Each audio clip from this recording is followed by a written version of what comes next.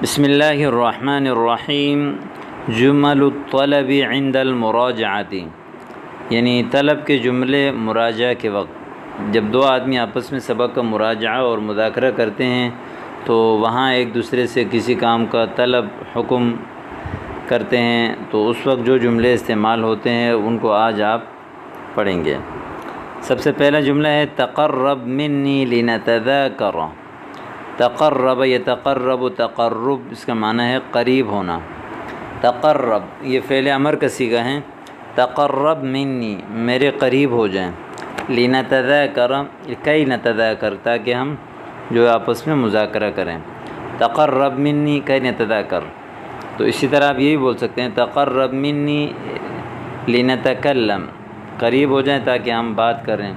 تقرب منی لنتحاور، قریب ہو جائیں تاکہ ہم گفتگو کریں۔ تقرب منی لنأکل، قریب ہو جائیں تاکہ ہم کھائیں۔ تو اس طرح کے جملے آپ استعمال کر سکتے ہیں۔ لا اريد ان اتذاکر معک لانک تضيع وقتی، میں آپ کے ساتھ مذاکرہ کرنا نہیں چاہتا اس لیے کہ آپ میرا وقت ضائع کرتے ہیں۔ لا اريد، اراد یرید باب افعال سے ہے۔ لا اريد واحد متکلم کا صیغہ میں نہیں چاہتا۔ ان اتذاکر معک کہ آپ کے ساتھ جو ہے وہ میں مذاکرہ کروں۔ لانک تضيع وقتی اس لیے کہ آپ میرا وقت ضائع کرتے ہیں۔ ضیع یضیع تضییع باب تفعیل سے اس کا معنی ہے ضائع کرنا۔ انک تضیع وقتی آپ میرا وقت ضائع کر رہے ہیں، یا اسی طرح آپ دیکھ سکتے ہیں کہ انک تضیع وقتک بے شک آپ اپنا ٹائم ضائع کر رہے ہیں۔ لا تضیع وقتک اپنا ٹائم ضائع مت کرو، ٹھیک ہے۔ تو اس طرح کے جملے استعمال کر سکتے ہیں۔ نمبر 2 استدر لنراجع الحوار معا۔ استدر دار یدور اس کا معنی ہے گول چکر لگانا۔ تو استدر استدار یستدیر استدارہ، یعنی اس کا معنی ہے ہلکا سا مڑ جانا، گھوم جانا۔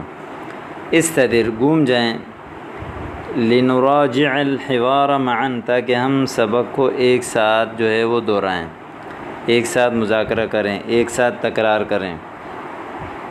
سأستدیر ولکن انتظرنی لحظۃ، میں گھوم جاؤں گا لیکن آپ تھوڑا سا انتظار کریں۔ انتظر ینتظر انتظار باب افتعال سے اس کا معنی ہے انتظار کرنا۔ انتظرنی لحظۃ آپ میرا تھوڑا سا انتظار کریں۔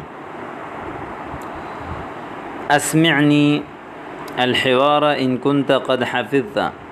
اسمع یسمع اسماع باب افعال سے اس کا معنی ہے سنانا۔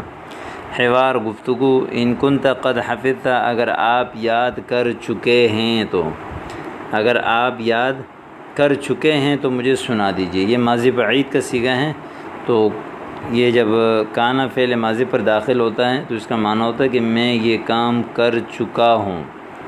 جسے ان کنت قد حفظت اگر آپ یاد کر چکے ہیں، یعنی ماضی میں اگر فعل یہ ناقص لگانا ہو تو جس طرح کا ماضی کا صیغہ ہوگا وہی صیغہ جو ہے فعل ناقص کا لگائیں گے۔ یہاں حفظت واحد حاضر کا صیغہ ہے تو کنت یہاں پر بھی واحد حاضر کا صیغہ لگایا گیا ہے۔ اسمعنی الحوار ان کنت قد حفظت۔ عفوا لم اتقن حفظہ، معاف کیجیے گا میں نے اس کی حفظ جو ہے مضبوط نہیں کیا ابھی، یعنی پکا یاد نہیں کیا ہے۔ اتقن یتقن اتقان پکا یاد کرنا۔ لم اتقن حفظہ یعنی میں نے اس کی حفظ کو مضبوط نہیں کیا ہے۔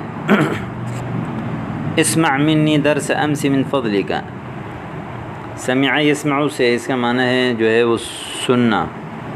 اسمع منی مجھ سے سنیں، درس امسی کل کا سبق، من فضلک برائے مہربانی۔ جب کسی سے کوئی درخواست کرتے ہیں پیار سے تو اس وقت جو ہے وہ من فضلک، لطفاً، معذرتاً، سمحاً، من فضلک اس طرح کے جملے استعمال ہوتے ہیں۔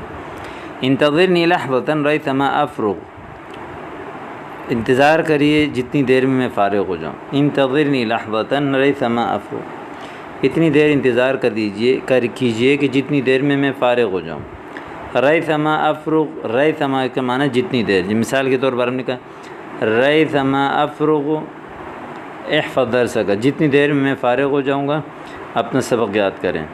ریثما اذهب الى الوضوء، میں جتنی دیر وضو کے لیے جا رہا ہوں، اجلس فی الصف ولا تخرج من الصف، کلاس میں بیٹھ جاؤ اور کلاس سے مت نکلو.